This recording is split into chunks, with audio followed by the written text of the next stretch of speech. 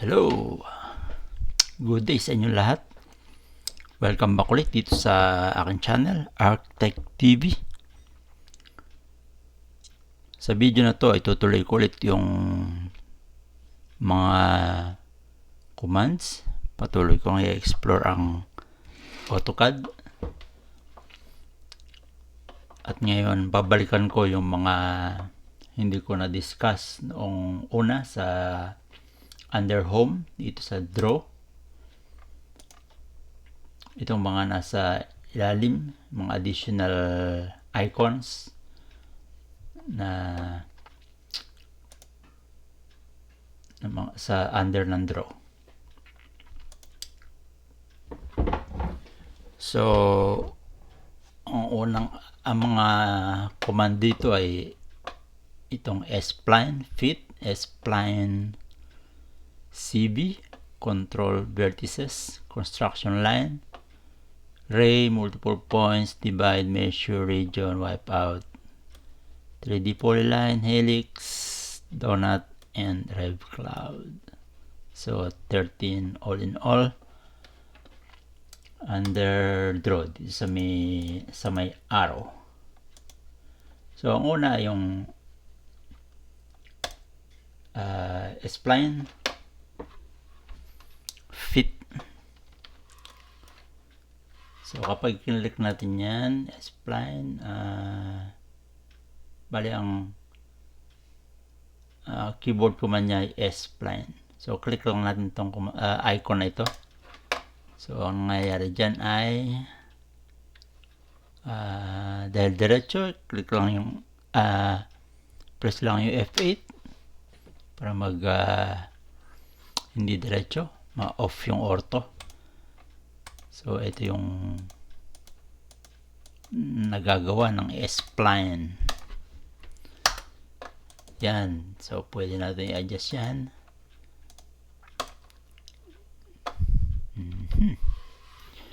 So saan ba ito pwedeng gamitin?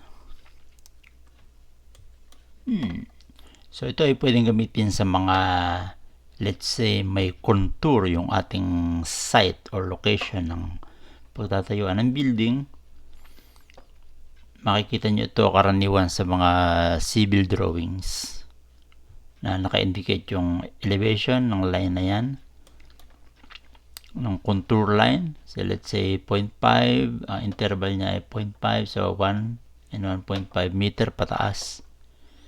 So yan, useful ito, S-Spline na yan sa paggawa ng contour. So pwede ninyong ilipat-lipat depende sa elevation ng contour based on civil drawings. So yan ang S-Spline. Very useful din kung lalo na kung malimit kayong gumawa ng mga site na may contour. So ang pangalawa namang icon ay S-Spline CB. Actually tinry ko na parehas yan ng ano eh. So kapag i-click nyo yan, then S-Spline halos parehas din siya, kaya lang may point na may ganito, itong straight line na yan, pero parehas din lang siya. Kasi dito sa arrow na to pwede mo i-convert ng whether control vertices or fit. So actually the same siya yung function niya. So ganun din pwede nyo gamitin sa contour kasi the same nga siya. Hindi ko alam kung bakit may yung vertices, itong control vertices, I don't know exactly how why it's what was the difference, but kung gagamitin sa drawing, ang function niya ay isa, same as fit. Okay, next is construction line. So, balik tayo sa icon. Itong third one is construction line. Bali, ang construction line ay parang ano lang to, a temporary line or guide. Kasi wala siyang limit yung ano, yung line. Bali, temporary lang siya, parang guide lang. Hindi ko ito nagamit sa tinagal-tagal ko ng pag-operate ng AutoCAD. Hindi ko ito nagamit. So yan ang construction line. Yung line niya dire-diretso, walang unlimited yung extent. Pero parang hindi siya na-detect kasi pag nag-zoom extent, parang invisible line siya.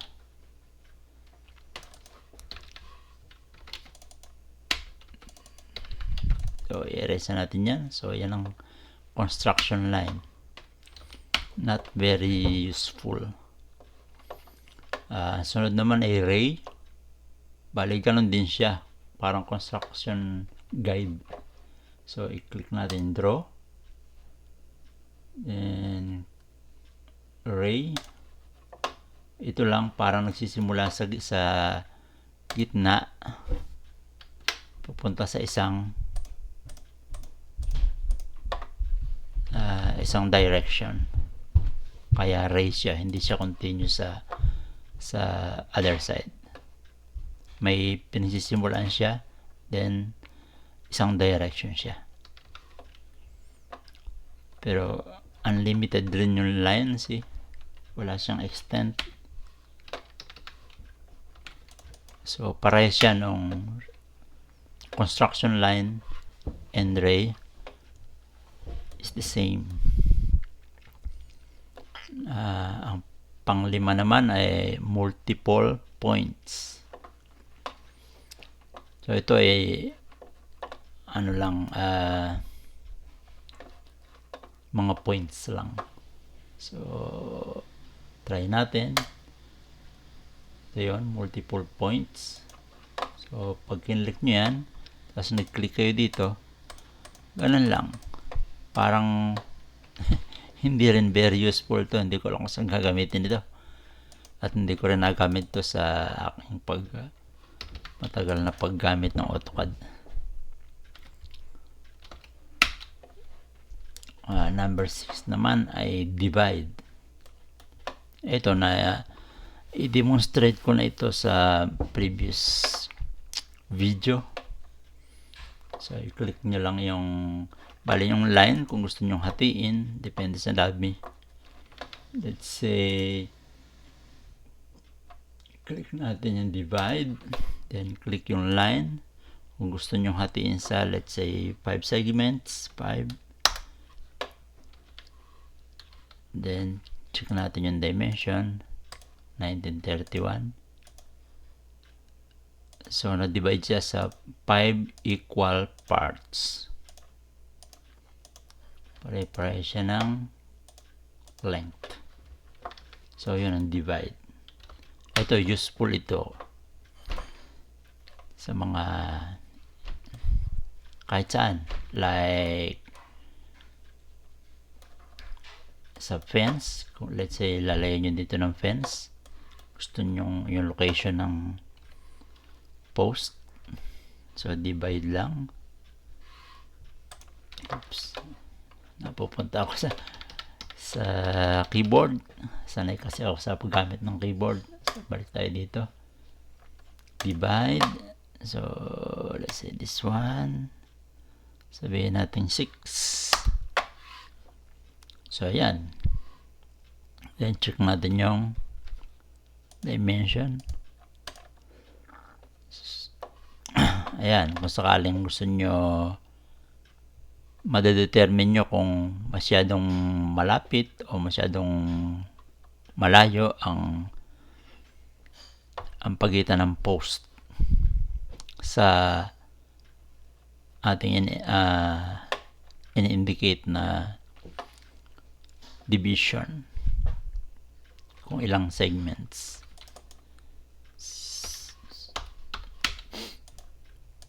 Ayan ang function ng divide.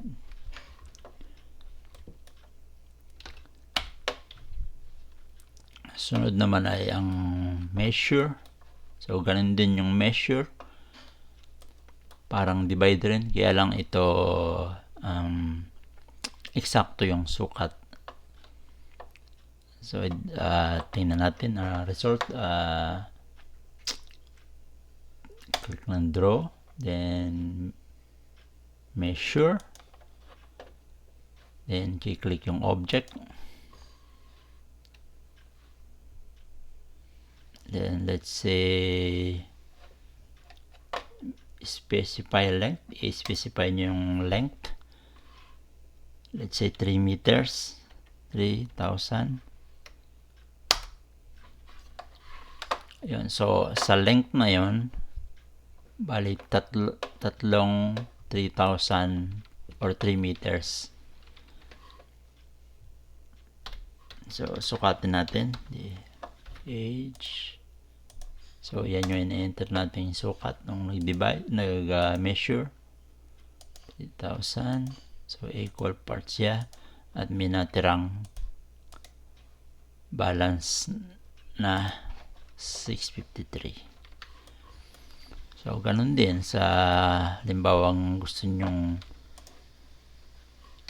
let's say yung magagawa kayo ng fence at ang poste ay gusto nyong 3 meters interval. So yun ang gagamitin yung command, draw, measure, then click yung fence, then yung segment, gano'ng kalayo, 3 meters. So ayan, so pwede nyo ilagay diyan ang poste na may interval na 3 meters.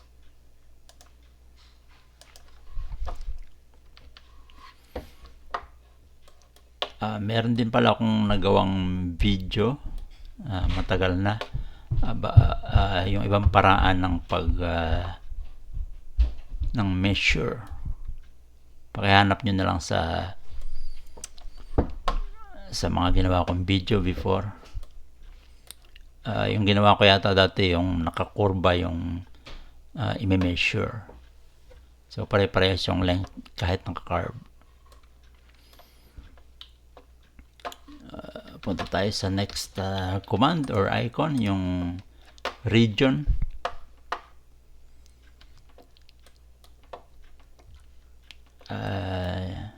Sa region, kailangan meron na kayong object tulad yan. Yan. So i-click natin. Bali ngayon ito ay ang nakalagay dito sa properties ay polyline. Bali kapag i-click nyo yung icon na region, ito region, kinlik yan, tapos i-check nyo sa properties, ang nakalagay ngayon ay region, hindi na polyline. Itong isang ito, polyline. Pag kinlik nyo yung region, click, nagiging ano siya, region. At ito ay hindi ko rin nagamit sa aking pagdodrawing. Hindi ko alam kung saan pwedeng gamitin ito.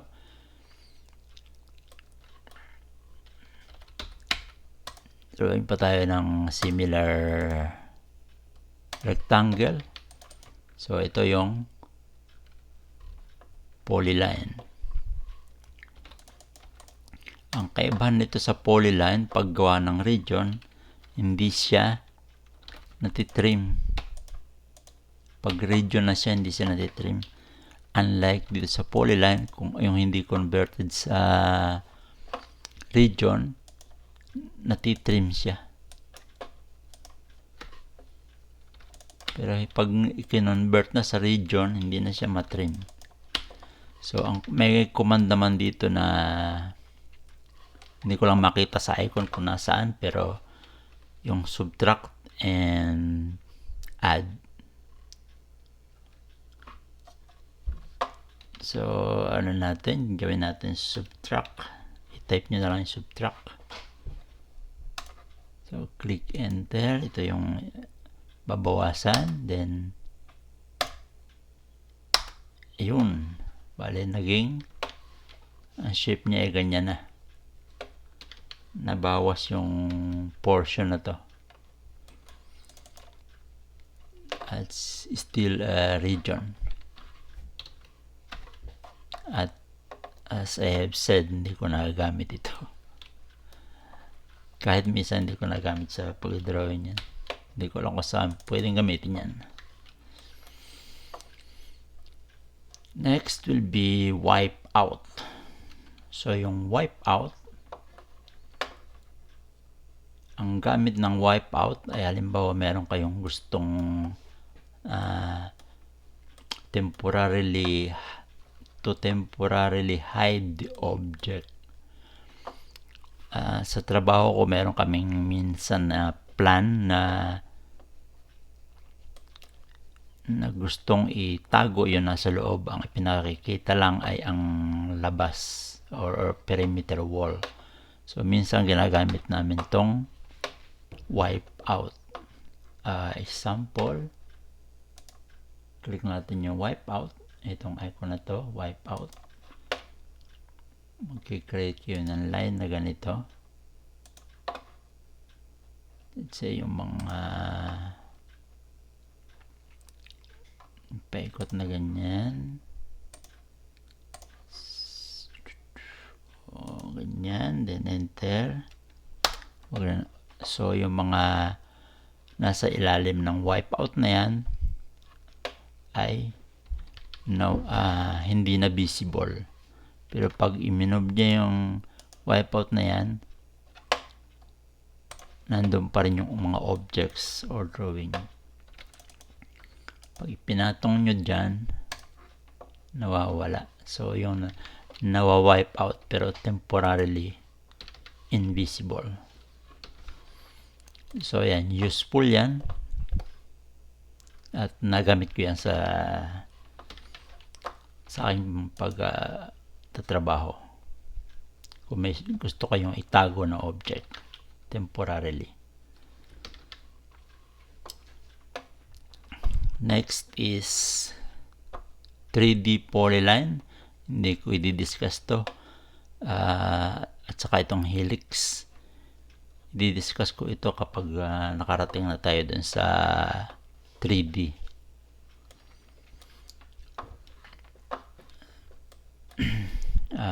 Proceed na tayo sa number 12, donut. So, ang donut, pag-create lang ng donut na round na may butas sa gitna. Tayo draw, donut. Click nyo lang dito. And specify second point and third point. Enter. So, may donut na kayo. Isa pa. Donut. Enter. Sabi, specify second point. Then specify outside diameter, let's say 5,000. So ayan ang donut, napakalaking donut, kakapraso ang butas. So ganun lang ang donut. At ang gamit nito pwede rin sa mga ceiling, lighting, pwede rin yung gamitin yan. Pero in my experience, hindi ko lang nagamit ang donut.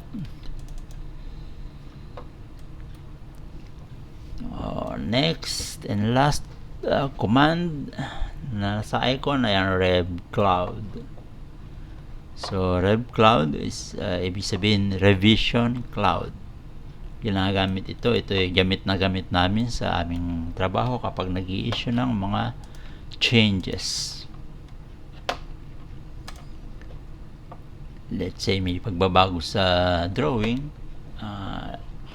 lalagyan nyo ng revision cloud. Click natin yan, revision cloud.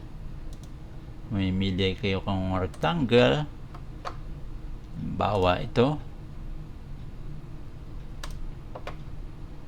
Yan, revision cloud. Isa pa, revision cloud, polygon.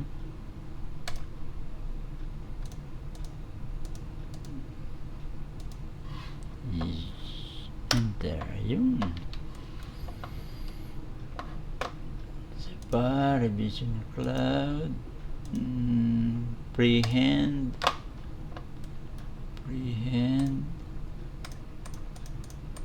parehas lang halos nung pangalawa. And revision cloud,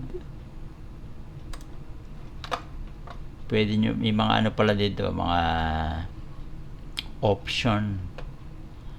Yung arc length, kapag kinlik nyo itong arc length, pwede nyo palitan ng paliitin yung mga arc. So, ang current niya ay 2,000 plus, gawin natin 500. So, pag nag-cloud kayo, maliliit ang yung mga arc niya. Rev cloud, tanggal, yan, maliit lang yung mga arc. Burahin ko lang. May nakita na ako dun sa option. Halimbawa, pwede nyong unahan yung rectangle, tapos gusto nyong gawing rev cloud yung rectangle. May nakita akong option. So,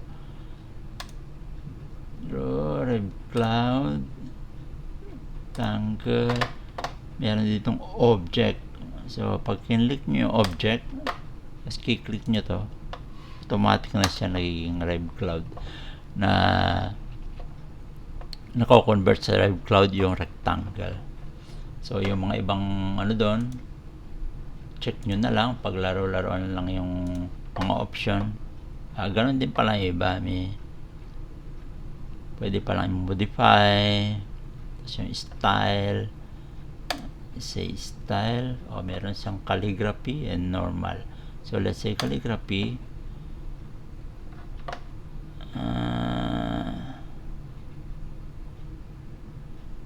outline style,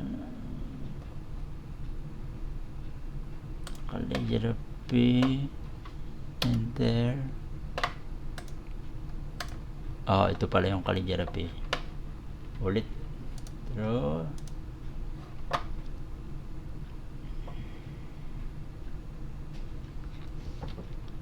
saan yun? Style, normal,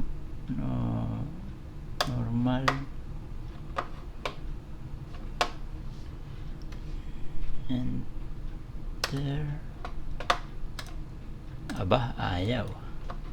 One more.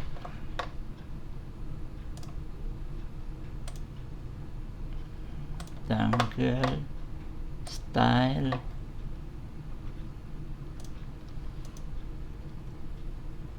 C for calligraphy, there. Ayun, yun ang calligraphy. Ibang style. Paglaro-laro nyo na lang yung ibang mga option doon.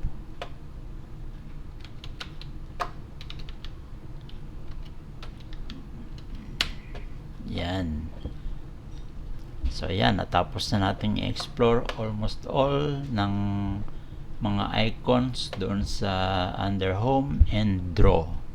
So, ito yung second part. Okay, hanggang dito na lang at hanggang sa susunod na video, at thank you ulit sa inyong panonood at sana may natutunan tayong konti dito sa aking video. Hanggang sa susunod na video, thank you.